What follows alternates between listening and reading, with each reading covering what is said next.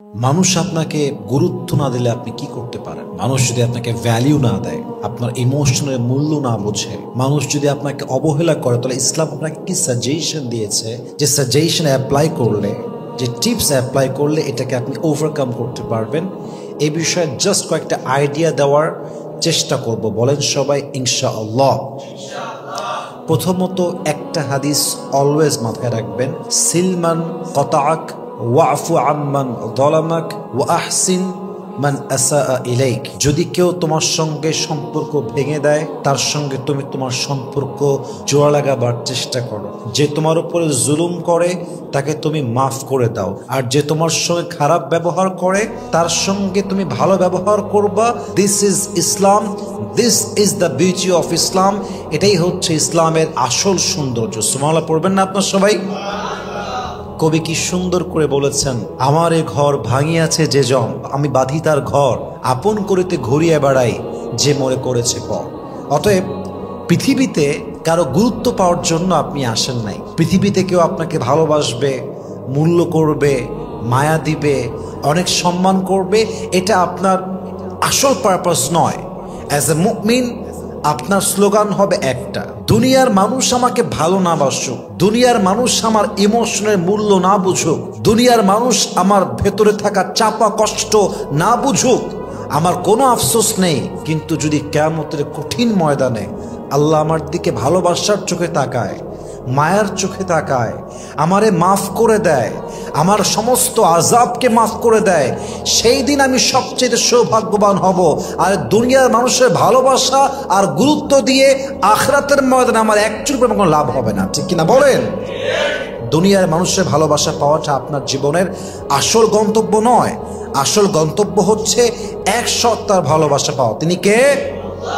অতএব পৃথিবীর মানুষের গুরুত্ব দেওয়া কিংবা না দেওয়ার উপরে never lose hope, never be frustrated, হতাশ হবেন না। আসুন কিছু টিপস শেয়ার করি, কিছু ট্রিক্স অ্যাপ্লাই করার ট্রাই করি, যেগুলো অ্যাপ্লাই করলে আমাদের লাইফ থেকে এই যে একটা খারাপ লাগা, কেন মূল্য দিল না, কেন সম্মান করলো না, কেন আমার ভ্যালু বুঝলো না, আমাদের ইগোতে অনেক সময় আঘাত লাগে না? প্রায় সময় ইগোতে আঘাত লেগে যায়। কেন আমার মূল্য বুঝলো না, কেন আমাকে গুরুত্ব দিল না, কেন আমাকে প্রায়োরিটি লিস্টে নাম্বার 1 রাখলো না, এই যে আঘাতটা, এটা অনেক সময় আমরা বিভিন্ন জায়গায় পেয়ে থাকি। নাম্বার 1, যদি কেউ আপনাকে গুরুত্ব না দেয়, মাথায় রাখতে হবে, you must have to stop feeling worthless about yourself. কেউ গুরুত্ব না দিলে নিজেকে মূল্যহীন ভাববেন না। নিজেকে মূল্যহীন যে ভাবে, সে আসলে মানুষের থেকে গুরুত্ব না পেলে হতাশ হয়ে যায়। আরে যে গুরুত্ব আপনার বোঝে নাই, সে নিজেই গুরুত্বপূর্ণ নয়। যে সম্মান করতে জানে না, সে সম্মানী ব্যক্তি নয়। যে সম্মান করতে পারে, সেই তো আসল সম্মানী ব্যক্তি। ঠিক কিনা বলেন? কেউ দাম দেয়নি বলে আপনি গলায় ফাঁসি দিবেন, what is this, what is this? এটা কোনো ব্যক্তিত্ব সম্পন্ন মানুষের কাজ হতে পারে? একটা মানুষ আমাকে সম্মান করে না, ডাজন্ট ম্যাটার। মানুষের সম্মান বিশ্বাস করতে নেই। মানুষ আজকে ভালো বলবে, কালকে খারাপ বলবে, কালকে খারাপ বলবে, পরশু ভালো বলবে। সম্পর্ক ভালো থাকলে তোমার মতো ভালো আর কেউ নাই, আর সম্পর্ক শেষ হয়ে গেলে তোমার মতো খারাপ আর কেউ নাই। এটাই মানুষের স্বভাব। মানুষ বড় বেঈমান। ঠিক কিনা বলেন? This is the reality. এটাই হচ্ছে বাস্তবতা। So stop feeling worthless about yourself. কেউ মূল্য দেয় নাই, ভ্যালিউ দেয় নাই মানে যে আমি মূল্যহীন, ব্যাপারটা এরকম নয়।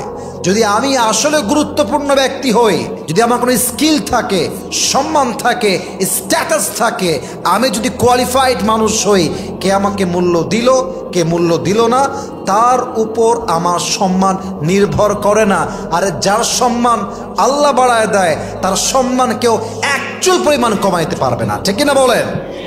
অত ইজ্জু মান তাশা وتذل من تشاء بيدك الخير إنك على كل شيء قدير। अल्लाह जिसे इज्जत देना चाहे उसकी इज्जत को कोई बर्बाद नहीं कर सकता, और जिसे अल्लाह बेइज्जत करना चाहे उसे कोई बाइज्जत नहीं कर सकता। আল্লাহ যার সম্মান দেয় কেউ কমাইতে পারে না, আর যারা আল্লাহ নামাইতে চায় তারা কেউ উঠাইতে পারে না। এই সব ক্ষমতা এক সত্তার হাতে। তিনি কে? Think positive, be positive and take everything in your life positive. যা হবে, যা ঘটবে, it has happened because it's written. কত সুন্দর কথা, তাই না? It happened because it's written. যা ঘটেছে এই সব লিখেছে কে? জোরে বলেন কে? তো আল্লাহ যা লিখেছেন তা হবে, আল্লাহ যা লেখেন নাই তা হবে না। So I don't need to be worried about it. I don't need to be depressed about it. হতাশ হওয়ার কিছু নাই। কারো মূল্য দেওয়া কিংবা না দেওয়ার উপর আমার হাসর কিয়ামত ডিপেন্ড করে না। আমাকে আমার জায়গা থেকে বেস্ট ট্রাই করতে হবে এবং আমাকে বিশ্বাস রাখতে হবে সম্মান এবং গুরুত্ব দেওয়ার মানুষ মালিক নয়, মালিক একজন, তিনি কে? পজিটিভলি ভাববেন।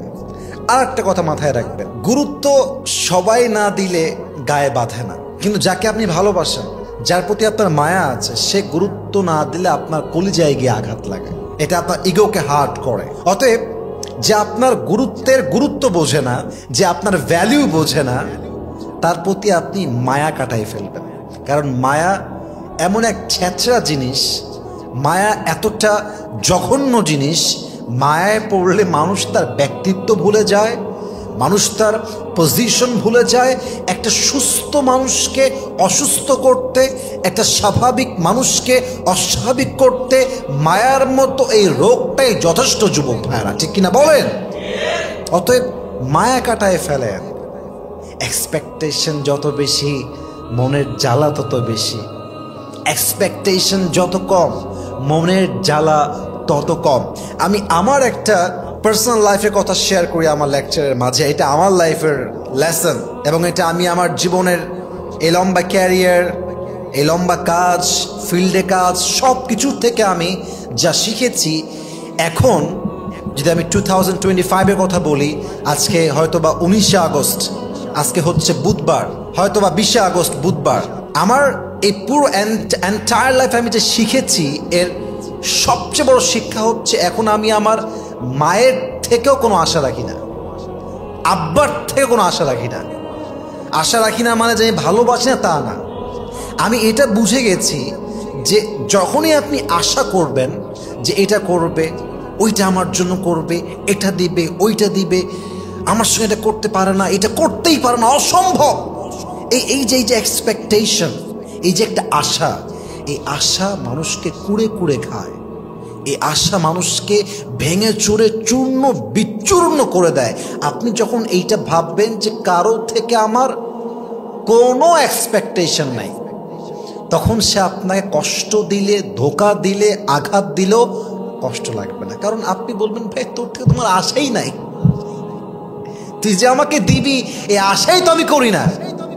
দেখেন, আপনি বিপদে পড়েছেন, আপনার একটা আপন ভাই আছে, আপনি আশা করলেন যে আমার আপন ভাই আমাকে বিপদে কমপক্ষে 3 লাখ টাকা দিবে, কথা কিন্তু বুঝবেন। কিন্তু সে আপনাকে দিল মাত্র 5,000 টাকা, দেখবেন যে আপনার মনটা অটোমেটিক ভেঙে যাবে। আমার ভাই মাত্র আমাকে 5,000 টাকা দিয়েছে, ভাবলাম 3 লাখ, দিল মাত্র 5,000। কিন্তু আপনি যদি ভাবতেন যে আমাকে জীবনেও দিবে না, আমার ভাইকে, আমার বাপ আমাকে দিবে না, সেই ক্ষেত্রে বাপ দিল 20,000, ভাই দিল 5,000 টাকা, দেখতে আপনার মনটা ভরে গেছে। কেন? কারণ আপনার আশাই ছিল না। অতএব এক্সপেকটেশন যত কম, কষ্ট তত কম।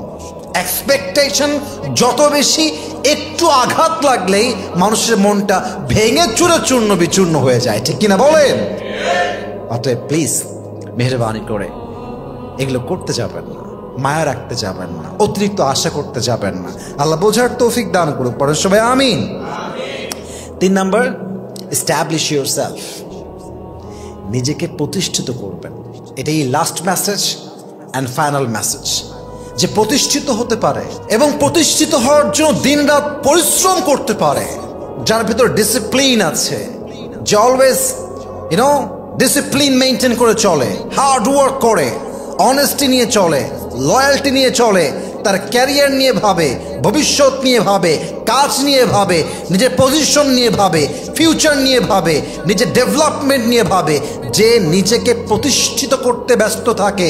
দুনিয়ার কে তারা ভালোবাসলো, কে তাকে ছাড়লো, কে মূল্য দিল, কে দিল না, কে গুরুত্ব দিল, কে দিল না, ডাজন্ট ম্যাটার ফর হিম।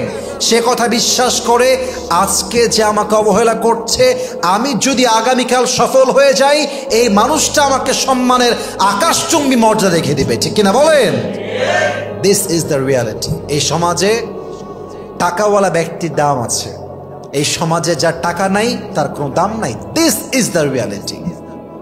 এই সমাজে টাকা আছে, সুদখোরের দাম আছে। এই সমাজে টাকা নাই, নামাজি ব্যক্তির দাম নাই। ঠিক কিনা বলেন যুবক ভাইরা? এস্টাবলিশ ইয়োরসেলফ, নিজেকে প্রতিষ্ঠিত করবেন।